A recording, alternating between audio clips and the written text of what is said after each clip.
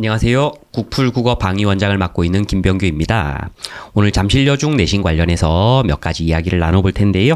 저희 학원 담당 선생님 조하나 선생님 모셨습니다. 안녕하세요. 네, 안녕하세요. 잠실여중 3학년 맡고 있는 강사 조하나입니다. 반갑습니다. 네, 반갑습니다. 자, 우선 잠실여중은 시험 난이도가 어느 정도 되나요? 전반적으로는 평이한 편인데요. 두세 개 정도 꽤 어려운 문제가 섞여 있어서 중상 정도로 생각하시면 될 것 같습니다. 그러면은 1등급 즉 A 비율도 많지는 않을 것 같은데 어느 정도 나오고 있습니까? 30% 초반을 생각하시면 되고요. 보통 지필고사에서 만점을 맞았다고 하더라도 수행평가에서 발목을 잡히는 경우가 종종 있습니다. 그러니까 워낙 열심히 하는 친구가 많다 보니까 수행평가 채점 기준 자체가 까다로운 편이고요.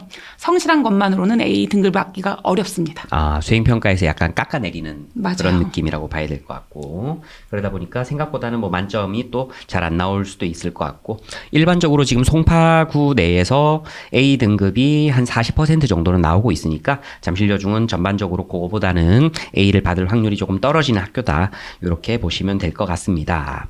자, 그럼 이제 우리 A를 구성하고 있는 요소들, 즉 객관식 문제, 서술형 문제, 수행평가에 대해서 이야기를 나눠볼 텐데요. 자, 일단 객관식 문제는 어떤 식으로 출제가 되고 있나요? 보통 잠실여중은 시어의 의미나 아니면 주인공의 심리 상태, 중심 소재의 역할을 묻는 것처럼 전반적으로 제시문의 내용을 제대로 이해하고 있는지를 파악하고 하는 문제가 많습니다. 다만 조금 더 깊이 있는 사고를 요하는 심화 문제가 한두 개 섞여 있고요. 뭐 예를 들면 제시문에 어울리는 속담이나 관용 표현, 빈 괄호에 들어갈 적절한 접속어를 찾는 등의 문제가 여기에 포함될 수 있겠죠. 문제 자체가 어렵진 않지만 담당 선생님의 지도를 잘 따랐는지를 확인하는 문제가 출제되는 경우가 있습니다. 그럼 이제 어휘에 관련된 것들은 또 따로 공부를 좀 해야 되는 건가요? 네, 이런 것들이 뭐 예를 들어서 이런 속담들이 학교에서 배운 속담들 아니면은 배우지 않은 게 나오는 것도 있고요. 중간에 선생님이 농담처럼 흘려간 그런 것에서 가끔씩 출제되기도 합니다. 성실하지 않으면 네. 어렵죠. 그럼 그런 것들은 조금 이제 따로 챙겨서 공부를 할 필요가 있다. 뭐 이런 생각이 좀 들고요. 자, 그런 문제들이 이렇게 쭉 출제되는 것 외에 혹시 뭐 외부 지문이나 이런 것들을 쓰기도 하시나요? 잠실여중은 그 교과서 외 작품을 학습 프린트물로 먼저 나눠주고요. 지도한 다음에 관련 문제를 출제합니다. 시 한두 편을 추가로 제시하기도 하고 아니면 독서 과제를 내주고 독서 퀴즈, 줄거리를 묻는 문제를 낸 적도 있습니다. 그럼 그런 프린트 같은 것들이 제공이 되면 네네. 거기서 항상 문제가 출제가 되고 있다. 네네. 그럼 문법에서도 마찬가지라고 봐야 되겠네요. 맞춤법 문제가 따로 나간 적도 있고요. 알겠습니다. 자, 그러면 기본적으로 학교에서 제공되는 모든 부분들은 다 시험 범위고 실제로 시험에 출제되고 있다. 이렇게 생각을 하시면 될 것 같습니다. 자, 이 학교는 서술형은 보고 있나요? 한 학기에 한 번 정도 간단한 서답형 문제가 포함될 때가 있는데 서술형이라고 하기보다는 뭐 선원수령이라고 하긴 좀 그렇고 맞아요. 단답형 같은 그 느낌인가요? 정도입니다. 네네. 그러면 뭐 대비하기에 크게 어렵지는 않을 것 같습니다. 자, 그럼 서술형 부분은 뭐 크게 말씀드릴 부분은 없을 것 같고요. 수행평가에 대해서 좀 이야기를 해봐야 될 것 같은데 어떻습니까? 수행평가는? 아까 말씀드렸던 것처럼 워낙 열심히 하는 친구들이 많아요. 그래서 평가 기준이 까다롭고 경쟁도 치열하기 때문에 형식도 지켜야 되고 내용도 알차지 않으면 A를 받기가 좀 어렵습니다. 그러면 지금 수행평가에서 이제 A를 받기가 어렵다는 게 결국은 감점이 많이 된다는 이야기일 텐데 네네. 예를 들면 시 낭송하기 이런 것도 수행평가로 있네요. 시 낭송해서 그 시를 외워서 쓰는 거. 쓰기도 하고 낭송도 시키고 뭐 이런 것도 다 포함되어 있어요.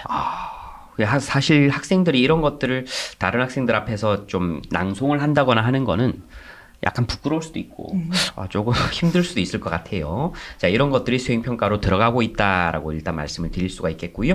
자, 그럼 이제 이런 수행평가 부분은 뭐 일단 뭐 딱 들어봐도 전반적으로 좀 깐깐하다라는 느낌이 있고 실제로 이제 잠실여고 같은 경우에도 워낙 또 공부를 열심히 하는 친구들이 많이 모여 있다 보니까 수행평가 기준이 굉장히 빡빡합니다. 요건 아마 이 여중 여고 둘 다 비슷한 어떤 노선을 취하고 있다. 이런 식으로 좀 생각을 해볼 수가 있을 것 같습니다.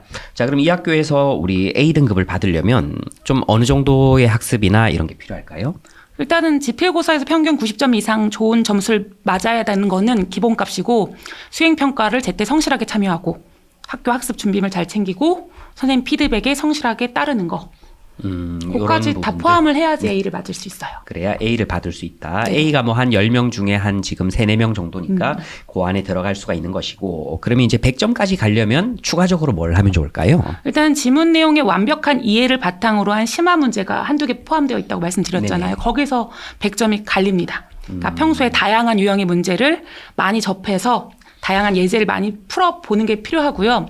또 학교의 선생님께서 가볍게 흘리듯이 지나간 농담, 필기 이런 것도 평소에 잘 봐두는 게 필요합니다.